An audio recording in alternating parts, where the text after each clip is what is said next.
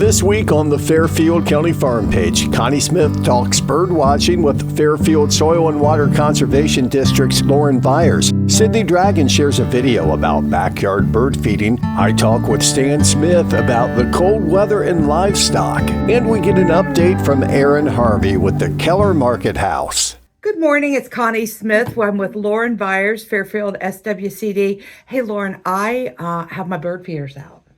Awesome. Great time of year. How about you? Absolutely. Me too. Yeah. So what birds do we typically see around our feeders right now? Yeah, I mean, there are actually several different birds that overwinter here in Ohio.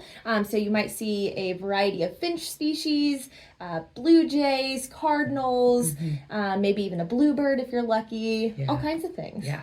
Well, I got to tell you, I'm pretty much, I have a separate feeder for finches because I have a specialized mix that I get at a local feed store that is finch favorites. You know what I mean? Yeah. And I noticed during our recent snowfall, I looked out. I've learned to keep these feeders outside my kitchen window. Okay. It's like, and there was like 6 or 8 finches all over this feeder, just going crazy. What are some of the things that I need to be careful of when I have that many finches together? Yeah. So providing a food source is awesome for these birds over the winter. It's a tough time for them, and their immune systems can become weakened just like ours when the weather is bad. So one thing with finches is sometimes they do get conjunctivitis, which is basically like a pink eye for birds. Okay. So if you ever look out there and you see a bird with kind of a big crusty eye patch, you know it's time to take down that bird feeder, maybe take it away for about 2 weeks, let the finches kind of redisperse, and disinfect it just so other finches don't contract it also. Oh, okay. Okay, so cleaning that feeder is really important. Yep. Yeah, clean the feeder. And then just kind of watch and see what's going on around the feeder and kind of just try to really hone in on, if we've got birds that have some problems. Exactly. We don't want them passing it to each other at this really great food source you've provided. Yeah, okay. So like I see cardinals, at my feeder quite a bit. I have one lonesome blue jay who kind of rules the roost. Yeah, they tend to do that. That kind of rules the roost. So some of the other things, and like I try very hard to give a little bit of diversity, but the black oil sunflower seeds seem to be the cardinal favorite. Oh, yes. And I have a little mix I put in with some peanuts, for my blue jay. What are some of the other birds that we might see that might be traveling through that we could give a food source to? Yeah, so a really cool one you might see this time of year is actually called a dark-eyed junco. Okay. And I have a picture to pull up here. Perfect. These guys actually fly in. Here you go, hopefully you can see that. Okay. These guys actually fly down south from Canada. So Ohio is their southern migration for them. And a cool thing you'll see on them is they kind of have a pretty slate colored back to them and kind of a light pink beak. So they're kind of cute. You might see them. They're mostly ground feeders, so they'll pick up all of the leftovers that have fallen out of the feeder onto the snow below. Yeah, I actually invested in a ground feeder that is like just a little, it's got a screen. And, when it's not filled with snow, I have to keep the snow out of it. I do see a lot of ground feeders. And my cardinals seem to be a little bit more of a ground feeder as well. They like to, you always see them like around the ground there. What are some of the other things you would recommend folks if they want to get into bird feeding and bird watching? What are some of the things they could do? Yeah, so obviously putting a feeder in your backyard makes it really easy, right? Picking a spot that you can see, getting a good pair of binoculars, and some kind of a guidebook is always helpful too for identifying those. Yeah. There's actually the Merlin Bird ID app, and that makes it really easy for you to kind of answer questions about what bird you're seeing, and then it'll pop up and give you a few options and see what you have. Well, here's a question, because I keep seeing this bird at my feeder, all red, big red head, and then black and gray body. What am I seeing? Yeah, so it sounds like you might have a red-headed woodpecker actually, which very is a cool. pretty cool bird to have. Yeah. And they especially love suet feeders if you have one of those Oh, too. okay. Okay. Because I kind of, I've gone through periods where like I'm really happy with all the birds I have, and I can see a few cardinals, and I can see this, and I can see that. And then sometimes I get really disappointed because there may be a day or so where there's nothing at the feeder. What's going on there? Yeah, so one thing that might be happening is if another predator comes into the area, a lot of those birds will disappear quite quickly. That actually happened to me the other day. I was watching the birds, and all of a sudden they all disappeared, and I looked up in the tree, and there was a Cooper's hawk that had flown in. Oh, wow. And while Cooper's hawks, they love mammals and little mice and things like that, but they will go after feeder birds too. So they're smart and they fly away. Yeah. Well, it's a great pastime to watch the birds, especially, with the kind of winter we're having. This feels like an old-fashioned kind of snowy winter in Ohio. So I'm very pleased to have Lauren with me talking about feeding the birds, and we hope you'll enjoy some of her videos of bird feeding at her bird feeder at her home. Thanks for joining us.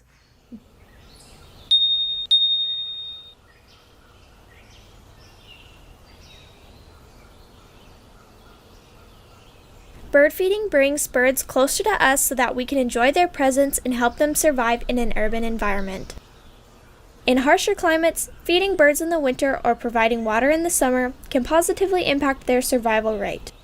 Habitat loss, pesticides, climate change, window strikes, and house cats are among some of the main causes of bird decline. In this video, I'm going to discuss a great way to help birds from the comfort of your home. Learning what the birds in your area eat is the best way to avoid wasted seed. Getting seed that is hulled or chopped ensures the seed won't sprout. Many birdseed mixes have fillers that bring the price of birdseed down. Some birds don't eat the fillers at all, and it usually ends up on the ground. A common filler is milo or sorghum. Very few birds eat it, but if you want to feed western ground-feeding birds like doves, wild turkeys, quails, or pheasants, you may want to choose it. Make sure to avoid mixes with wheat, oats, or other grains. Black oil sunflower is the favorite birdseed of songbirds because it mimics the seeds of many native trees.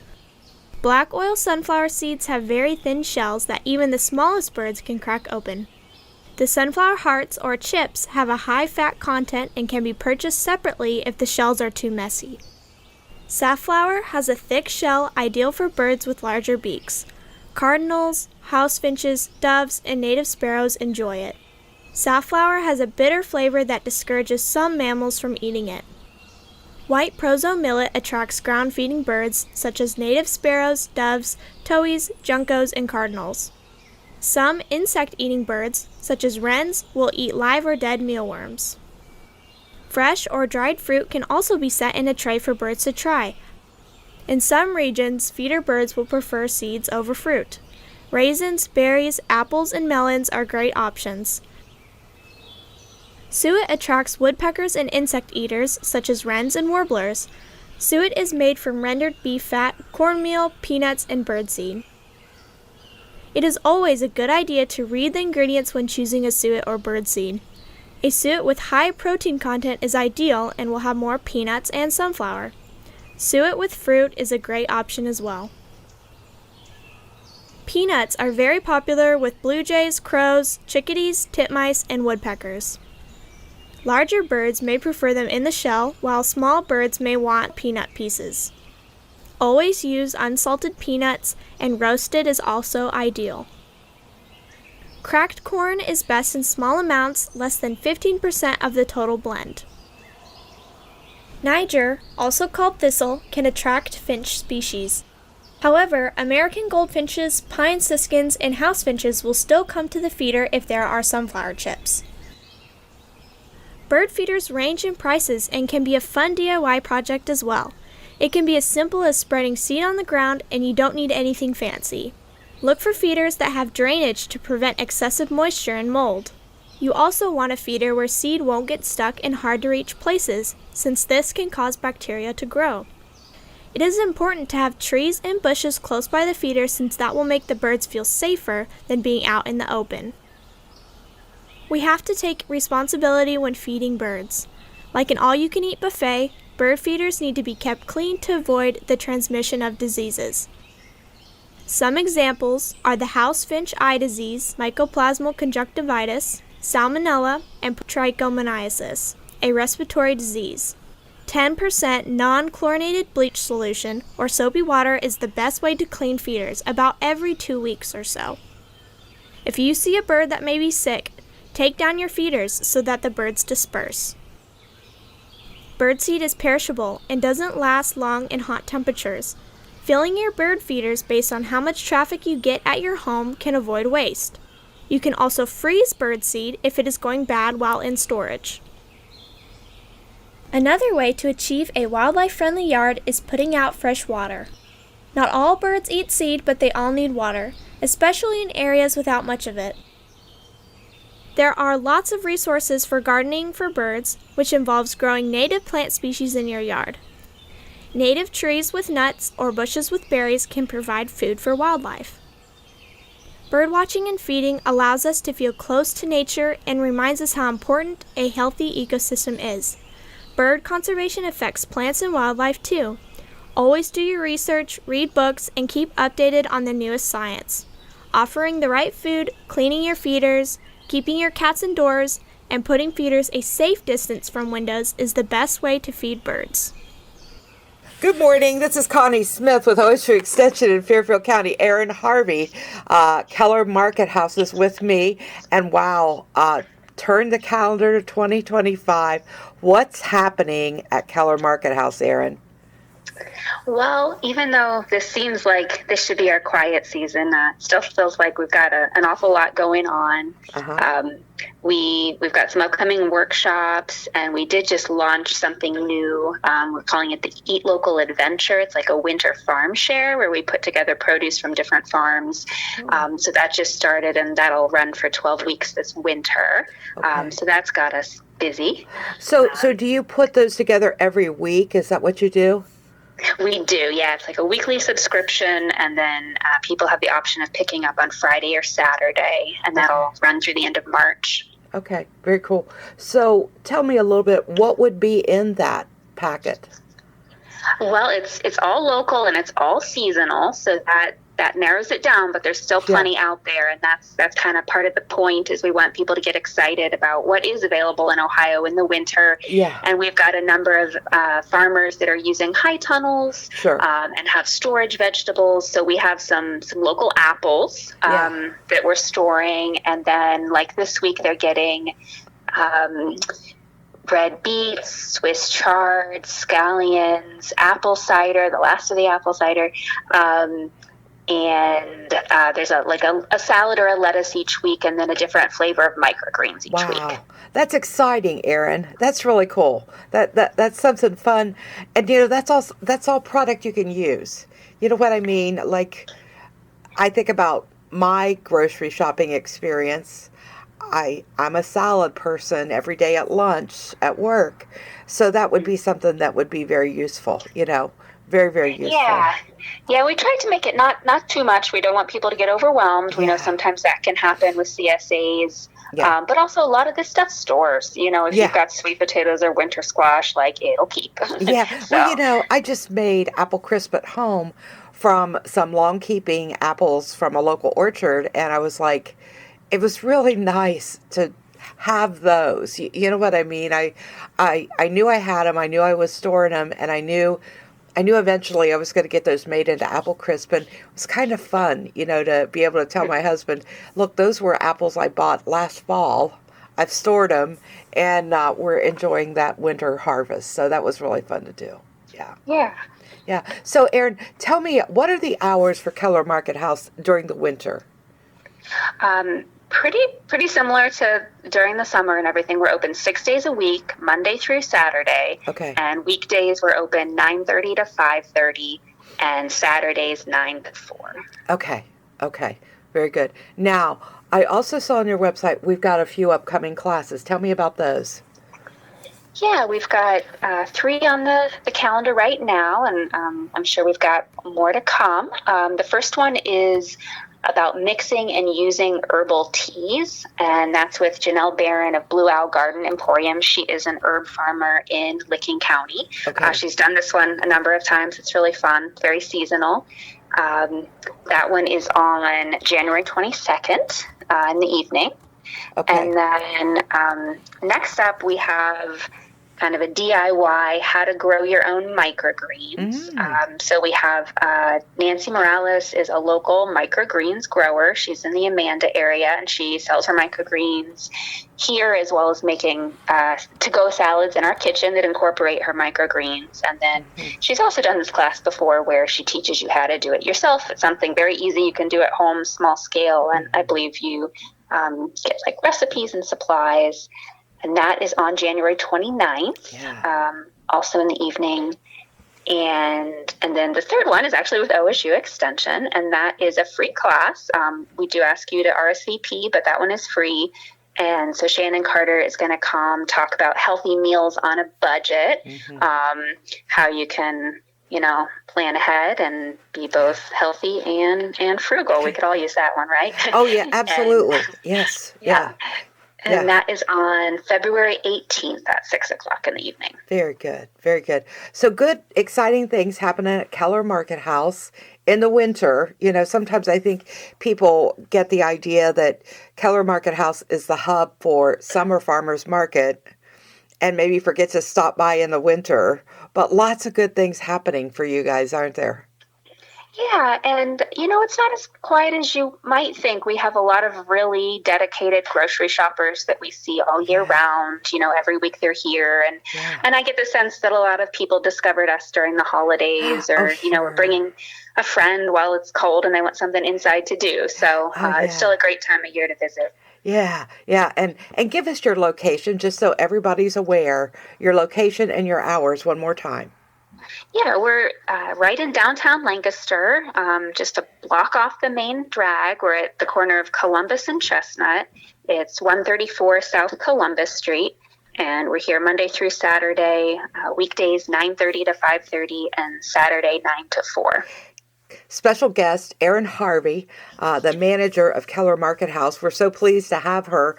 Thank you, Erin.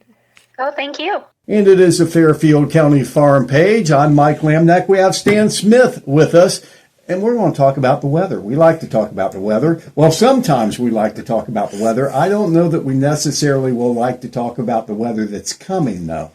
Talk's cheap. It's the experience of the weather that hurts. Right. And starting this weekend, we're going to be in kind of a cold snap. Well, we are, but actually, it kind of, when we talk about livestock and concerns for tolerating what they're anticipating on Monday, Tuesday, and Wednesday, which is single-digit temperatures, wind chills below zero.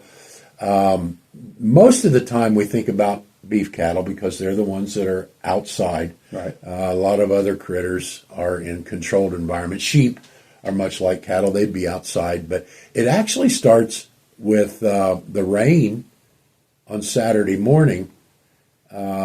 Probably now, as this is maybe being released, one of the biggest challenges with cattle and keeping them comfortable and healthy in this kind of weather is keeping a dry hair coat.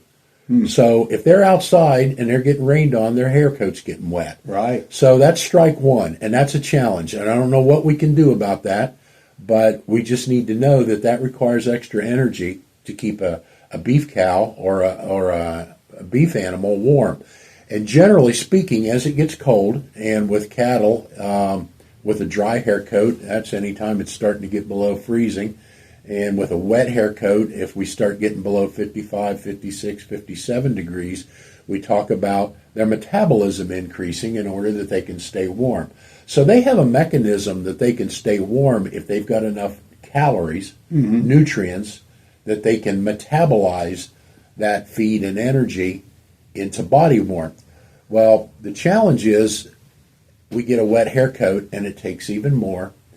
And then we get raw cold temperatures. They can tolerate that, but the wind. Right. The wind chills are a problem. So generally speaking, with with livestock that's outside, cattle and sheep, we think about giving them extra feed, extra energy to stay warm. And the colder it gets, and the more strikes against us we have, wet hair coat, wind chill, that sort of thing, the more energy it takes. So in the kind of weather that we're anticipating Monday, Tuesday, and Wednesday of the coming week, we need to be giving these animals the best quality feed that we have. And hay is the basis for a lot of feedstuffs that we have, that we feed these animals, but we need to be feeding them the very best hay. Anything we can do to get them out of the wind is going to help. Right. Anything that we can do to keep their hair coat dry until the rain passes on Saturday morning will help. And beyond that, somehow we got to keep the water thawed. We need to keep feed to them for the next few days. The raw cold they can handle with just consuming more calories if we've got the quality of feed that will allow them to do that. But some of the other things that we can do to help is just be sure that they've got water. And if they can get out of the wind, that would be a blessing. The other thing that concerns us is with the rain coming through on top of a skift of snow, is that begins to melt and then it's going to get down below freezing. Basically, we risk it turning into a sheet of ice. And a sheet of ice is hard for anybody, people, animals alike. So we got to find some way so that they don't have to traverse across frozen solid ice if that's what we end up with. Hopefully, it's going to be warm enough that when the rain passes Saturday morning, there'll be a chance for some of that moisture to disappear or eliminate before it freezes. And last weather forecast I saw was looking at probably sometime Sunday, late Sunday, Sunday night before it begins to freeze up. So a few things we need to do with livestock that are outdoors, and that is give them the best quality feed we've got, give them extra feed. If we can keep them out of the wind, that would be a blessing. Keep water to them, and by all means, stay safe yourselves. Stan Smith with OSU Extension Fairfield County. Stay warm. You try to stay safe yourself, and we'll talk to you again next week. Thanks, Mike.